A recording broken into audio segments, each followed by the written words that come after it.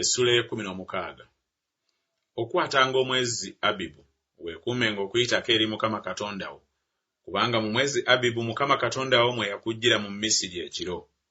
Era onottiranga okuyitako Mukama Katonda wo ku mbuzi ne ku nte, mu kifo Mukama kyali eroboza okutuuza omwo erinnya lye. Tolyanga mmere nzimbulukuse wamu nakwo, onoomalenga ennaku 7 ng'olya emmere eteri nzimbulukuse wamu nakwo, y'emmere ey'okunakuwala, kubanga wava mu nsi y'e Misiri ng'oyanguwa. Ojjukirenga olunaku lwe waviiramu mu nsi y'e Misiri ennaku zonna ez'obulamu bwo. So tewalabikanga gy'oli kizimbulukusa mu nsalo zo zonna ennaku 7.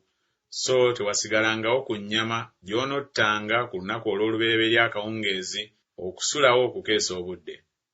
Tottiranga kuyitako munda w'oluggi lwonna ku nzigi zo Mukama Katonda wo z'akuwa.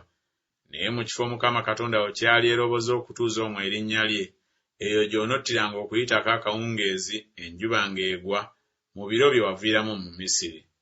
Era onookwokyanga n'okuliranga mu kifo Mukama Katonda wo kyali eroboza, era onookyukanga enkya n'ogenda mu weema zo. Ennaku 6 onoolyanga emmere eteri nzimbulukuse, ne ku lunaku olw'omusanvu wanaabanga okukuŋŋaana okutukuvu eri Mukama Katonda wo. Tolukolerangako mulimu gwonna. Oneebaliranga Ssabbiiti 7 okuva ku biro by'otanuliramu okussa ekiwa by'okuŋŋaano ng'ekyali mu nnimiro, kw'onoosookeranga okubala Ssabbiiti 7.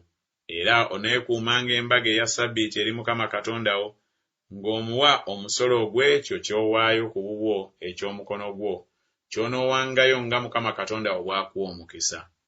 Era onoosanyukiranga mu maaso ga Mukama Katonda wo, gwe ne mutabani wo, ne muwala wo, n'omuddu wo, n'omuzaana wo, n'Omuleevi ali munda w'enzigi zo, ne munnaggwanga ne mulekwa ne nnamwandu abali wakati wo, mu kifo Mukama Katonda wo kyali eroboza okutuuza omwo erinnya lye. Era onojjukiranga nga wali muddu mu Misiri, era onookwatanga onookolanga amateeka gano. Oneekuumiranga embaga ey'ensiisira ennaku 7 bw'onoobanga omaze okutereka eby'omu gguuliro lyo n'eby'omu ssogolero lyo. Era onoosanyukiranga embaga yo, gwe ne mutabani wo ne muwala wo, n'omuddu wo n'omuzaana wo, n'Omuleevi, ne munnaggwanga, ne mulekwa ne nnamwandu abali munda w'enzigi zo.